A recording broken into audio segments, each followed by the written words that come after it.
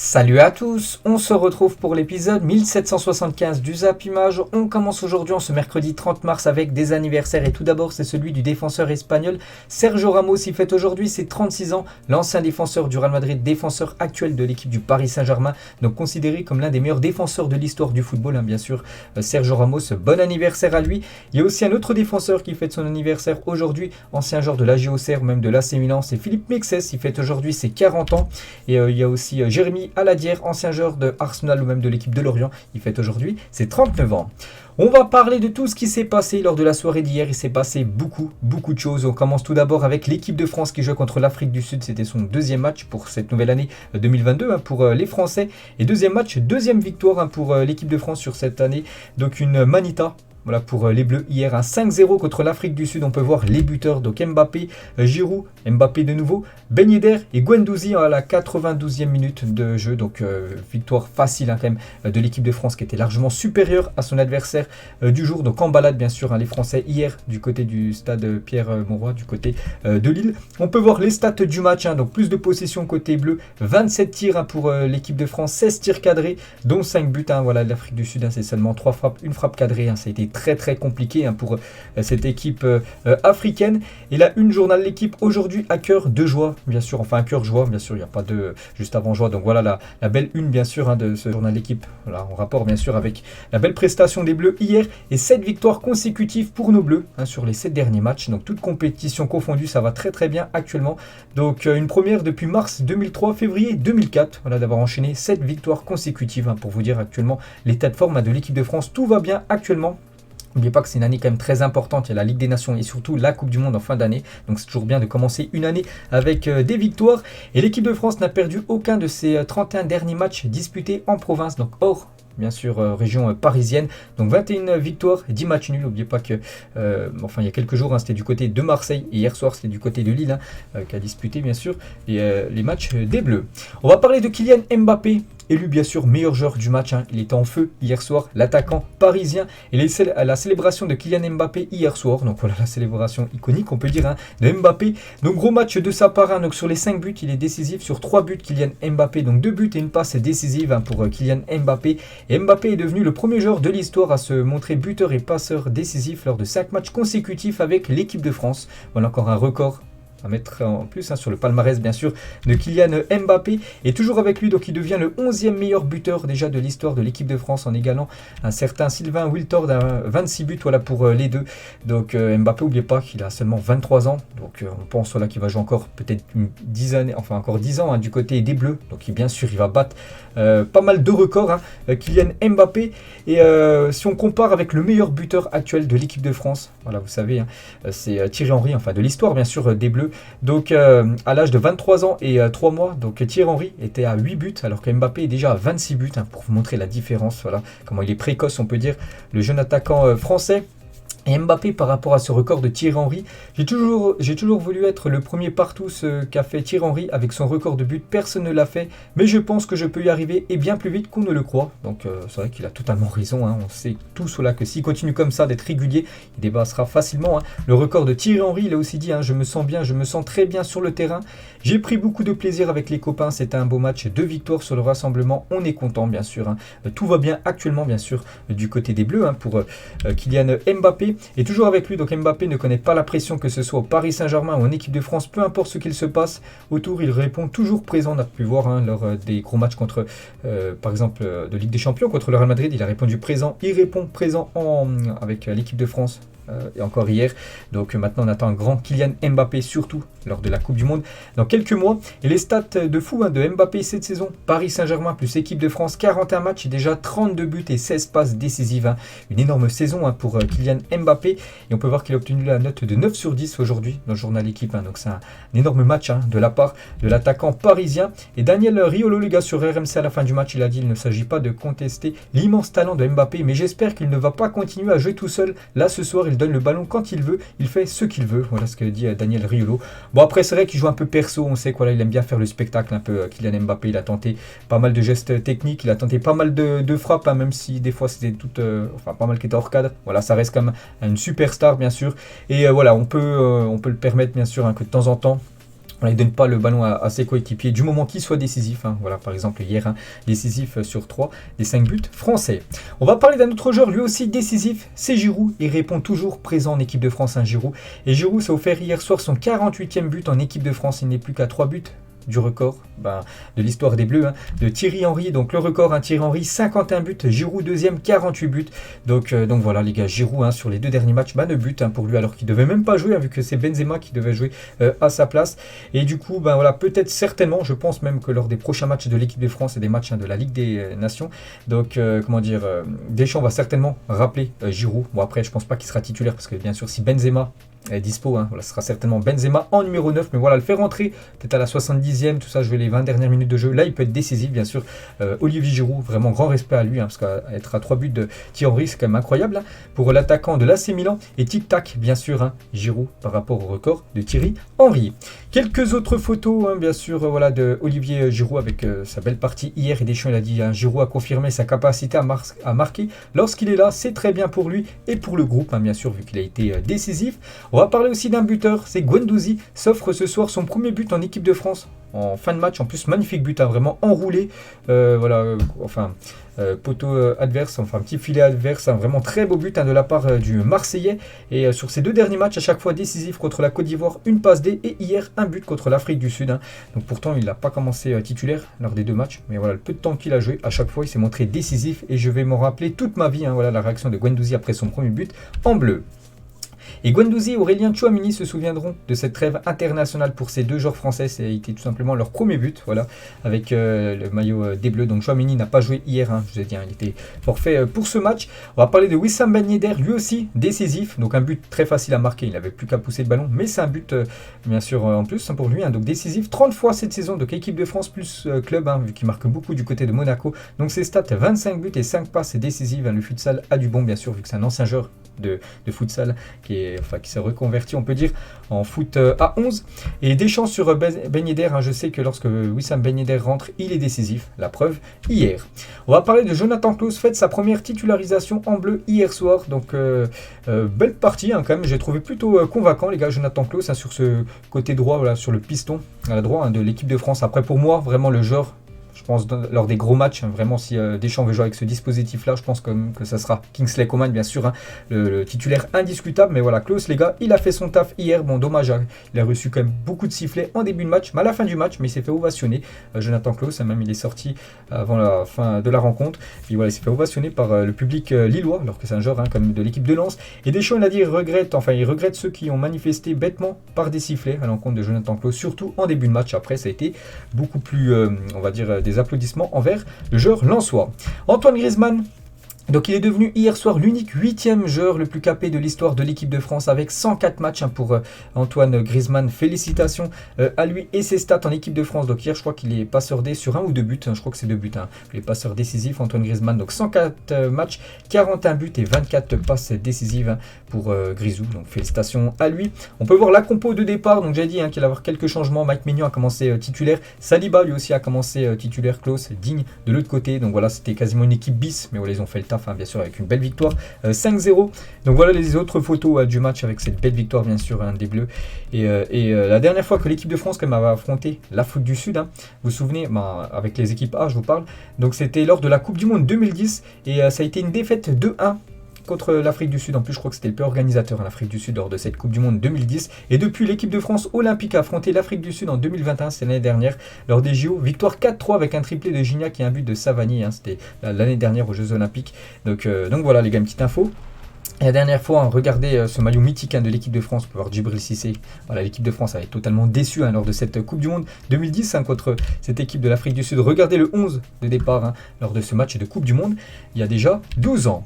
Et pour finir avec les Bleus, donc la France sera tête de série pour le tirage au sort du mondial. Celui-ci aura lieu le 1er avril prochain à Doha. Donc là, après-demain, les gars, ça sera...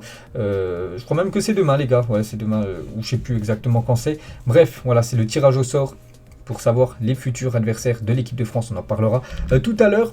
On va parler aussi des matchs très importants, toujours en Europe. Donc l'équipe de France, c'est un match amical, mais là pour le Portugal, c'est un match très important. C'était une finale en gros pour se qualifier pour la future Coupe du Monde. Portugal-Macédoine, et c'est le Portugal qui se qualifie avec une belle victoire 2-0. Bruno Fernandes, un doublé, félicitations à lui. On peut voir les stats du match.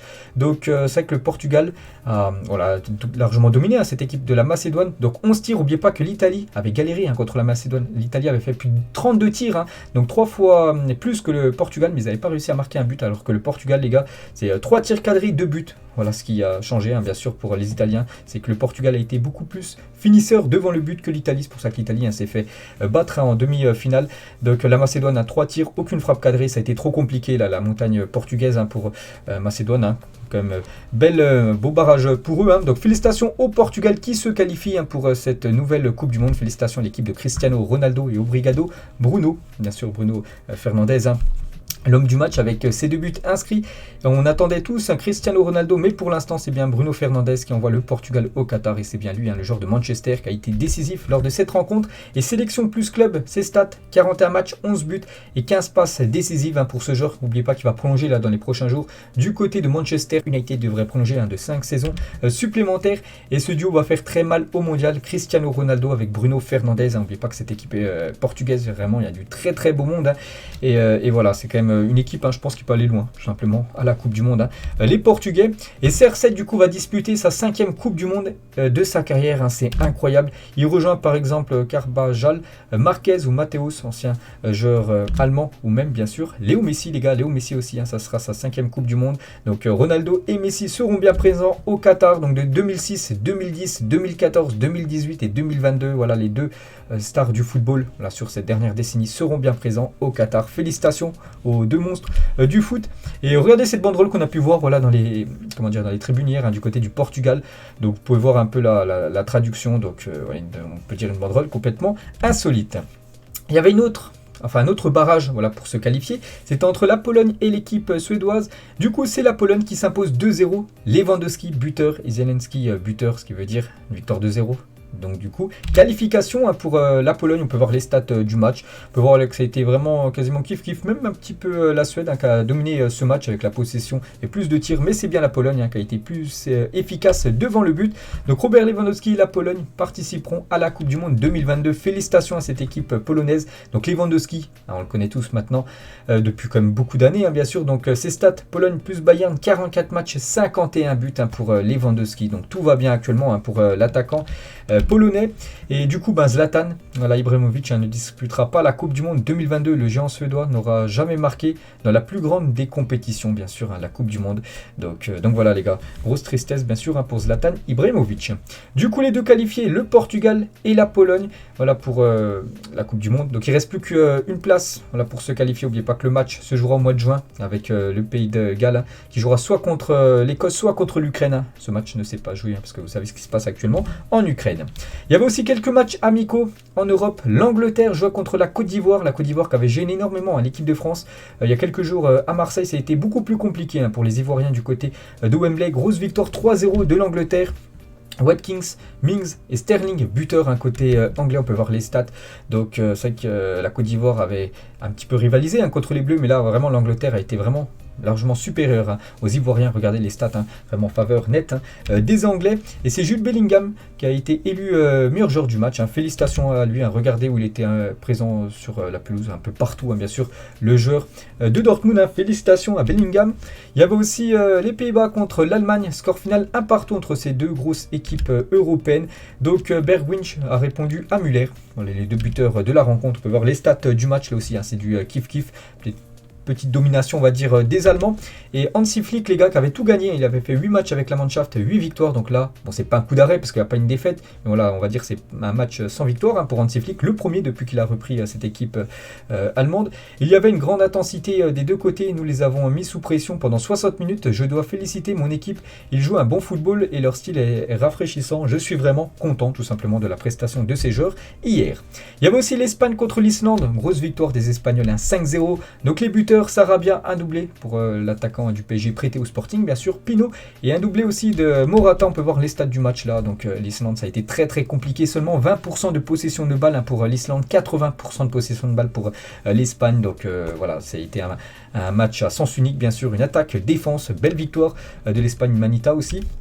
Et du coup, Morata qui a inscrit un doublé, donc c'est déjà son 25e but avec la sélection espagnole. On peut voir voilà, des numéros à côté de plein de joueurs. Donc en gros, il aura fallu combien de matchs pour atteindre les 25 buts. Donc par exemple, David Silva lui a fallu 104 matchs pour marquer 25 buts.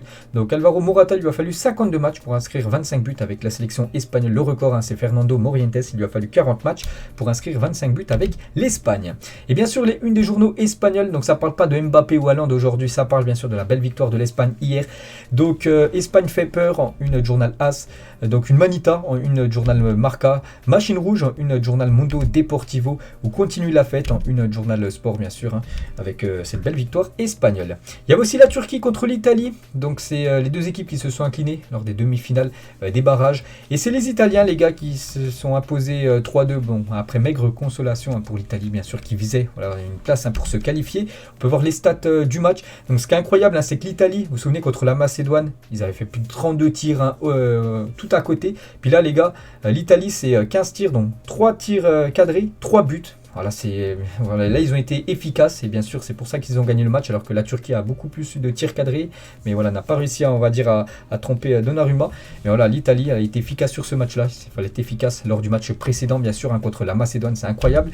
Et Donnarumma les gars, pas très en forme quand même en ce moment, le portier parisien vient de prendre un but de under entre les jambes, hein, c'est qu'il est pas ouf hein, quand même actuellement. Donnarumma pourtant élu meilleur gardien, même meilleur joueur hein, de l'Euro l'année dernière, bien sûr, en Europe, Donnarumma depuis quelques semaines, bien sûr, hein, c'est compliqué pour lui. Il y a aussi le Danemark contre la Serbie, belle victoire des Danois, 3-0, et regardez le troisième buteur du Danemark, c'est Christian Eriksen, de nouveau buteur. Donc les stats du match, hein, voilà, un match bien sûr qui a été un peu dominé, on va dire, par le Danemark, même si la Serbie a bien rivalisé. Eriksen vient d'inscrire son deuxième but en 2 matchs avec le Danemark depuis son retour, hein, buteur il y a quelques jours contre les Pays-Bas, buteur hier contre la Serbie, félicitations à lui. Il y avait aussi la Belgique avec une équipe Roumanie contre le Burkina Faso, belle victoire des Belges, 3-0. Il y avait aussi la Suisse contre le Kosovo, score final de 1 partout entre voilà, ces deux équipes. N'oubliez pas que la Suisse hein, est qualifiée bien sûr pour la prochaine Coupe du Monde. Et il y avait aussi la Norvège, ça c'est le carton de la soirée d'hier, hein, a explosé l'Arménie 9-0 en amical. Regardez tous les buteurs, Sorloth inscrit un doublé, et bien sûr King a inscrit un triplé, un attaquant je crois qui joue en première ligue, et Haaland bien évidemment a été buteur hein, vu qu'il a joué. Déjà regardez les stats du match, hein. Seulement une frappe pour l'Arménie, donc aucune frappe cadrée. Sinon la Norvège les gars, 24 tirs dont 10 tirs cadrés, quand même 9 buts, hein. C'est vrai que le gardien adverse n'a pas fait beaucoup d'arrêts, donc domination totale hein, de la Norvège. Et Haaland a encore frappé hier soir hein, face à l'Arménie, 2 buts et une passe décisive. Donc ses stats en sélection, 17 sélections et déjà 15 buts hein, pour Haaland, félicitations à lui.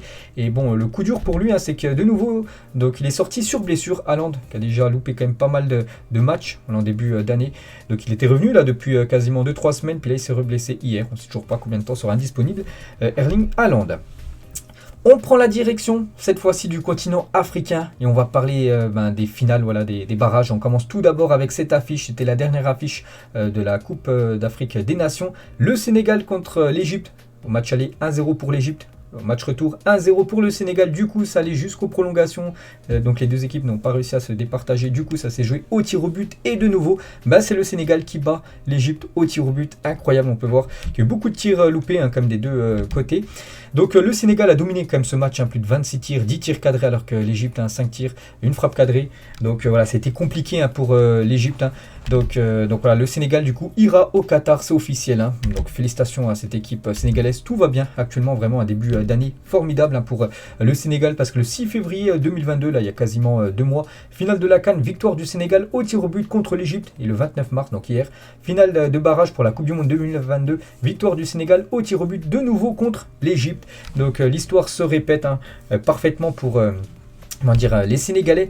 Et Sadio Mané, du coup, disputera la Coupe du Monde 2022. Félicitations à lui, on peut voir la joie du Marseillais, par exemple, Pape Gueye, et de ses coéquipiers après leur qualification pour la Coupe du Monde 2022. Ils ont bien fêté ça, bien sûr, dans le vestiaire. Après, on peut les comprendre. On peut voir là une autre photo, bien sûr, des champions d'Afrique à la Coupe du Monde. Ils vont essayer de, bien sûr, faire une très belle Coupe du Monde. Et pelouse envahie après la qualification voilà, du Sénégal. Voilà, il y a beaucoup de supporters qui sont rentrés sur la pelouse pour aller célébrer cette qualification. Et le Sénégal assure sa place à la Coupe du Monde pour la deuxième fois de suite. Ils étaient déjà là en 2018 en Russie et de nouveau ils participeront à une Coupe du Monde. Le Sénégal, félicitations à eux, et c'est donc 2 d'affilée et c'est leur 3e participation dans leur histoire à une Coupe du Monde. Félicitations au Sénégal. Voilà, encore décisif Edouard Mendy, peut-être actuellement le meilleur gardien au monde. On peut le mettre voilà, dans le top 2 voire top 3, comment dire, Edouard Mendy. Et donc Aliou Cissé en conférence de presse à la fin du match, le Sénégal il va aussi en étant champion d'Afrique et en jouant une double confrontation très difficile où beaucoup pensaient qu'on n'allait pas passer. Ce match peut être favorable pour nous au Qatar, voilà ce qu'il dit bien sûr. Le Sénégal se rend au Qatar en étant bien sûr avec le statut de champion d'Afrique. Donc voilà, une équipe, bon, peut-être pas favorite quand même pour remporter cette compétition, mais voilà, une équipe qui va être très coriace bien sûr à battre. Et du coup, côté égyptien, ben voilà, c'est la tragédie, tout simplement. Donc, Salah ne disputera pas la Coupe du Monde 2022. Énorme désillusion, quasiment voilà, 2 mois après la finale de la CAN. Donc, les lasers, quand même, visant Mohamed Salah juste avant son tir au but complètement raté. Donc, il y avait beaucoup de supporters sénégalais qui avaient des lasers. Ils l'ont mis voilà, dans le visage de Mohamed Salah juste avant de tirer son tir au but loupé par l'attaquant comment dire, égyptien. Donc, voilà quelques photos. On peut voir qu'il n'y a pas que lui. Après, au match aller, ça a été la même chose. Les supporters égyptiens mettaient des lasers dans les yeux des joueurs sénégalais. Donc voilà, ça s'est rendu. Bon voilà, quelques photos bien sûr. Et on va un gros respect aussi à l'arbitre de la rencontre, les gars, qui a été vraiment très bon. Pourtant, il y a eu beaucoup de boulot à faire lors de cette rencontre hier, mais il a parfaitement géré ce match volcanique entre le Sénégal et l'Égypte. On va parler aussi d'un match complètement fou, c'était entre l'Algérie et le Cameroun. Donc au match aller, un petit rappel, l'Algérie s'est imposée 1-0 du côté du Cameroun. Donc il y a un énorme ballottage favorable pour les Algériens. Mais pour ce match retour, ça a été beaucoup plus compliqué pour l'Algérie. Donc déjà au bout des 90 minutes de jeu, 1-0 pour le Cameroun. Donc score parfait, du coup ça va en prolongation. Et on peut voir que Touba, donc un joueur algérien, met ce but très important à 2 minutes avant la séance des tirs au but. Donc voilà, l'Algérie est à 2-3 minutes d'être qualifiée pour la Coupe du Monde. Et Toko Ekambi à la 124e minute, donc quelques secondes avant la séance des tirs au but, permet au Cameroun d'inscrire ce 2e but. Et bien sûr, vu qu'il y a eu 2 buts à l'extérieur, voilà, c'est le Cameroun qui se qualifie, c'est incroyable. Donc déjà les stats du match, on peut voir voilà, que l'Algérie a complètement dominé comme cette équipe du Cameroun, mais c'est bien le Cameroun qui se qualifie. Le Cameroun au bout du suspense. Donc après avoir raté 2018, le Cameroun fait son retour en Coupe du Monde. Félicitations à cette équipe qui n'a rien lâché quand même, parce qu'ils ont cru jusqu'à la fin, jusqu'à ce but de l'attaquant lyonnais. On peut voir la joie par exemple de Samuel Eto'o, ancien joueur du Cameroun, bien sûr, il était complètement fou à la fin de la rencontre. Et comme j'ai dit les gars, 118e voilà, égalisation on va dire de l'Algérie et 124e, que c'est cruel on peut dire quand même pour cette équipe algérienne. Il restait quelques secondes avant bien sûr cette séance de tir au but. Et regardez comment un tel placement est possible à ce moment là du match, je pense il y a des supporters algériens qui me regardent, et comment voilà, ce joueur algérien il s'appelle Houssine Benayada, donc comment il peut être ici les gars, voilà, sur cette action. Donc c'est le joueur qui est tout à droite bien sûr, donc c'est une tête, voilà, c'est une tête d'un joueur camerounais, donc qui remet voilà, pour une reprise de Toko Ekambi, mais bien sûr il n'y a pas hors-jeu parce qu'il couvre complètement le hors-jeu. Voilà, c'est une énorme faute professionnelle de ce joueur les gars, et ça coûte un but juste après. Donc Djamel Belmadi, le sélectionneur algérien, s'est complètement effondré au coup de sifflet final. Et donc scénario cruel pour les Algériens qui ne participeront pas au Mondial 2022. C'est quand même la 2e Coupe du Monde d'affilée loupée par l'Algérie. Ils étaient là en 2014 au Brésil, ils avaient loupé celle en Russie et louperont celle dans quelques mois du côté du Qatar. Donc les pleurs des Algériens bien sûr, voilà, énorme désillusion pour ce peuple. On peut voir Djamel Belmadi totalement effondré à la fin de la partie, et il a dit, je le dis aujourd'hui sans peur, ces arbitres ne respectent pas notre pays, ils viennent ici, voient ce travail et ne respectent pas. Il a aussi dit, ces 2 dernières années, je n'ai jamais vu un seul arbitre qui ne soit pas agressif quand tu viens lui parler, je ne cherche pas d'excuses, ce sont des faits. Voilà ce qu'il a dit en conférence de presse hier contre les arbitres. Voilà, Djamel Belmadi. Et le 18 décembre 2021, l'Algérie soulevait la Coupe arabe, a été promise à une belle année 2022 avec la CAN.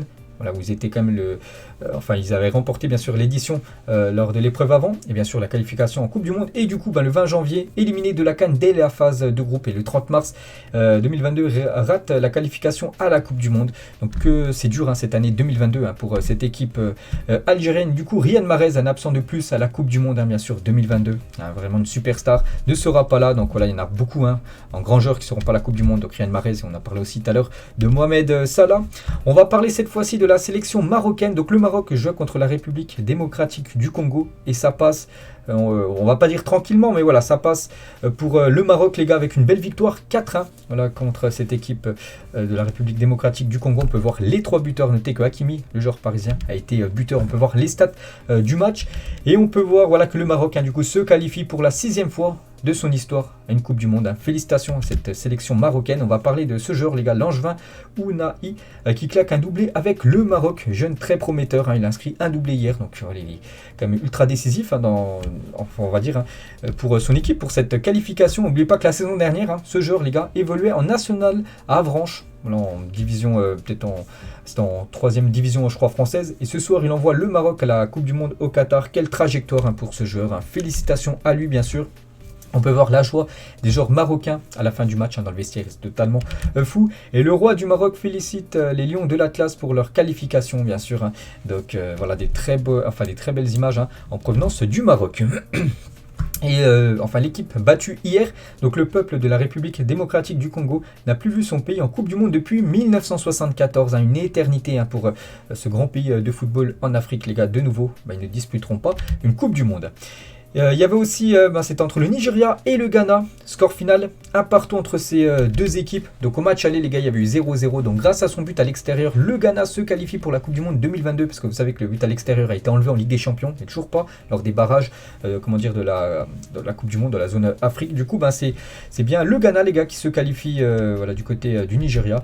Donc les stats du match. Donc le Ghana, les gars, regardez bien. C'est une frappe cadrée, un but. Voilà, ce but qui permet tout simplement aux Ghanéens d'accéder au Qatar, alors que le Nigeria a plus de 20 tirs, 5 tirs cadrés, mais voilà, ils n'ont pas marqué plus de buts que l'équipe ghanéenne. Du coup, le Ghana atteint la Coupe du Monde pour la 4e fois de son histoire. Félicitations à eux. Et pour la première fois depuis 2006, le Nigeria, qui était habitué à jouer les Coupes du Monde, ne disputera pas la Coupe du Monde. Un gros coup dur pour eux. On peut voir qu'il y a eu des débordements qui ont eu lieu après l'élimination, bien sûr, du Nigeria. Donc, il y a quelques supporters qui ont jeté, bien sûr, des fumigènes sur la pelouse. Et le dernier match, les gars, le dernier ticket, c'était entre la Tunisie et le Mali. Et score final de 0-0 au match aller, 1-0 pour la Tunisie. Ce qui veut dire que la Tunisie se qualifie pour cette future Coupe du Monde. Petit coup d'œil des stades. Donc là, ça a été un match très très fermé. Seulement 7 frappes dans le match. Deux équipes confondues. Donc 0-0 plutôt logique. Donc voilà, ça fait les affaires surtout de la Tunisie. Et la Tunisie va à la Coupe du Monde pour la 2e fois consécutive. Un total de 6 fois dans une histoire où ils joueront, où ils sont qualifiés, où ils ont été qualifiés en gros pour la Coupe du Monde.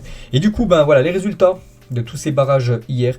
Donc félicitations aux équipes qui sont qualifiées. Donc le Sénégal, le Ghana, le Cameroun, la Tunisie et le Maroc. Félicitations à ces 5 équipes africaines qui représenteront bien sûr le continent africain dans quelques mois au Qatar.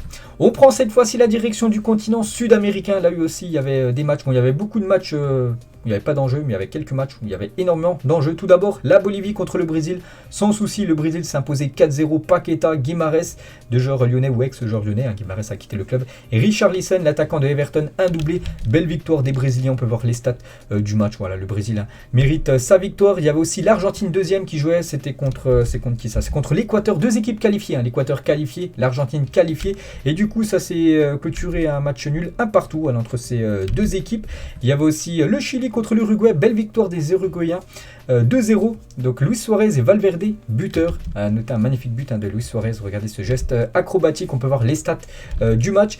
Et vous savez que l'Uruguay, il y a quelques mois, j'en parlais, les gars, ils étaient, je crois, 7e à peu près. Donc ils étaient très mal partis pour se qualifier pour cette Coupe du Monde. Du coup, là, ils terminent 3e de ce groupe. Et c'est en grande partie grâce à ce coach, Diego Alonso, qui a remplacé l'ancien coach de l'Uruguay. Depuis qu'il a pris l'équipe, les gars, 4 matchs. Voilà, 4 victoires, 8 buts inscrits, seulement un but concédé par le nouveau coach qui a complètement changé la donne de l'équipe. Et du coup, grâce à lui, on peut dire que l'Uruguay se qualifie pour cette Coupe du Monde. Et côté chilien, les gars, donc en 2018, ils avaient déjà échoué pour se qualifier à la Coupe du Monde, la même chose pour cette édition au Qatar. Il y avait aussi le Pérou contre le Paraguay, donc là c'est un match très important pour le Pérou. Donc le Pérou, s'il s'imposait, le Pérou était au barrage, il y a eu victoire 2-0 du Pérou, ce qui veut dire que le Pérou jouera les barrages. On peut voir les stats du match. Donc le Pérou revendique la 5e place de la CONMEBOL et affrontera l'Australie ou les Émirats Arabes Unis lors des éliminatoires intercontinentales en juin pour une place à la Coupe du Monde. Donc en gros match de barrage pour cette équipe du Pérou. Donc il y avait aussi c'est le Venezuela contre la Colombie. Donc la Colombie s'est imposée 1-0, mais ça ne suffit pas pour l'équipe de James Rodriguez, buteur en plus, l'ancien joueur par exemple de l'AS Monaco. Et du coup la Colombie, les gars, ne disputera pas cette Coupe du Monde 2022. Ils étaient bien présents, je me souviens, en 2018. Et du coup on peut voir les 5 résultats voilà, de cette 18e et dernière journée sur le sol sud-américain pour les qualifs voilà, de cette Coupe du Monde. Du coup voilà le classement final. Donc le Brésil, bien sûr, 45 points.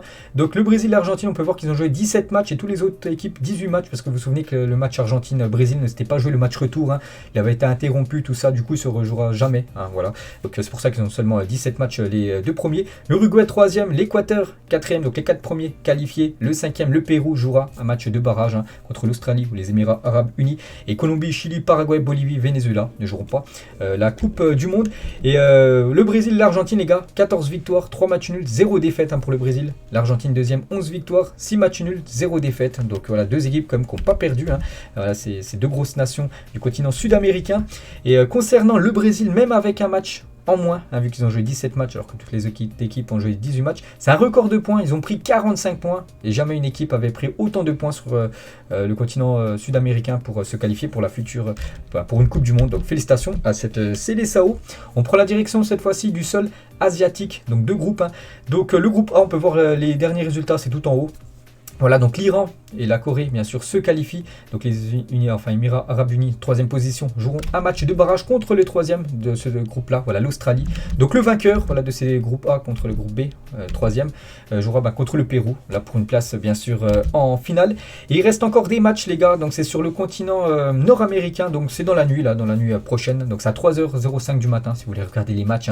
Donc Costa Rica, USA, match important. N'oubliez pas que les États-Unis, même s'ils perdent 5-0, seront toujours qualifiés. Mais s'ils perdent 6-0, ça sera le Costa Rica qui sera qualifié. Donc attention aux États-Unis. Bon, je ne vois pas les États-Unis prendre 6-0. Jamaïque, Honduras, Mexique, Salvador et Panama, Canada. Voilà, c'est cette nuit. Et du coup, les qualifiés hier soir, on a connu beaucoup d'équipes qualifiées. Donc on peut rajouter le Portugal, la Pologne, le Ghana, le Sénégal, la Tunisie, le Maroc et le Cameroun. Donc voilà pour l'instant toutes les équipes qualifiées. Donc il reste actuellement encore 5 places. Donc certainement le Mexique et les États-Unis. Ça sera officiel ce soir. Plus après, il restera le match, le barrage européen où il reste avec le Pays de Galles, l'Écosse, Ukraine, donc encore une place. Puis après il restera 2 matchs, 2 barrages. Voilà, donc voilà, c'est bientôt. Enfin, on connaîtra bien sûr bientôt toutes les équipes qualifiées pour cette Coupe du Monde. Et on connaît déjà potentiellement les chapeaux. Donc le chapeau 1, c'est en gros les plus grosses équipes. Donc déjà le pays hôte, le Qatar avec la Belgique. En gros, c'est toutes les équipes qualifiées et celles qui sont mieux classées au classement FIFA. Donc la Belgique, Brésil, France, Argentine, Angleterre, Espagne, Portugal. Donc toutes ces équipes-là, il y a 8 équipes. Il y aura 8 groupes lors de la Coupe du Monde. Bien sûr, elles ne pourront pas se rencontrer, enfin en phase de poule, pour se rencontrer plus loin de la compétition. Donc voilà, la France ne jouera pas par exemple contre le Brésil, ni contre le Portugal, ni contre l'Angleterre lors des matchs de poule. On peut voir le chapeau 2. Donc pour la France, les gars, ça peut être vraiment du très très lourd. De toute façon, c'est la Coupe du Monde. Voilà, tu es obligé de te rencontrer des énormes équipes. Donc la France peut rencontrer en grosse équipe l'Allemagne par exemple. Ou même, je sais pas, l'Uruguay, qui est quand même une redoutable équipe, ou même le Danemark, ou même les Pays-Bas, même n'importe quelle équipe. Voilà, ce serait compliqué pour la France, peut-être l'équipe la plus abordable. Les États-Unis, moi j'ai pas envie de dire la Suisse, parce qu'on a pu voir ce qu'il y a eu à l'Euro. Donc voilà, le chapeau 2, voilà pour les Bleus. Le chapeau 3, donc la France, par exemple, on dit tape l'Allemagne, et là ils peuvent taper le Sénégal, dernier champion d'Afrique, ils peuvent taper aussi en grosse équipe le Maroc, voilà, ou même la Pologne, voilà encore un gros morceau. Et le chapeau 4, bon, ça n'a pas été encore défini. On peut voir, voilà, les 4 chapeaux bien sûr. Donc dans le chapeau 4 par exemple il y aura le Cameroun, il y aura l'Équateur, l'Arabie Saoudite, plus des autres équipes là qui vont se qualifier au barrage, par exemple le Pérou ou même l'Australie. Tout dépendra bien sûr des équipes victorieuses ou même le Pays de Galles. Donc voilà les gars. Et du coup le tirage au sort, c'est voilà, c'est vendredi, je cherchais le jour exact, donc c'est bien vendredi 1er avril, là après-demain à 18h. Bien sûr je ferai une vidéo spéciale les gars pour voir, pour faire un petit débrief par rapport au futur adversaire des Bleus. Et on finit les gars cet épisode qui était consacré 100% à la Coupe du Monde, au qualif. Et on va finir avec deux mauvaises nouvelles. On commence tout d'abord avec Miguel Van Damme, gardien du Cercle Bruges, est décédé hier à l'âge de 28 ans. Il luttait contre une leucémie depuis 2016. Grosse force les gars, à sa famille, gros soutien. Donc voilà, c'est tellement triste bien sûr de partir aussitôt. Énorme pensée vers l'arbitre roumain Ovidiu Ategan, qui a été victime d'une crise cardiaque hier. Donc cet arbitre se trouve actuellement dans un état stable, ça va un petit peu mieux. Ce dernier a récemment arbitré par exemple le match Lyon-Porto qui s'est joué il y a quelques jours, ou encore Atlético-Manchester aussi qui s'est joué il y a quelques jours. Donc c'est cet arbitre là qu'on peut voir sur cette photo avec Paqueta, qui a été victime d'une crise cardiaque hier. Donc bon rétablissement bien sûr à lui, en espérant qu'il revienne très vite sur les pelouses. Donc voilà les gars ce que j'avais à dire aujourd'hui. Bien sûr ça a duré, voilà, ça a été plutôt long, 34 minutes, vu que voilà, il y a beaucoup de choses à dire bien sûr par rapport à tous ces matchs de qualif de Coupe du Monde. J'espère que ça vous a plu. On se retrouve bien sûr demain pour la prochaine vidéo. Ciao à tous.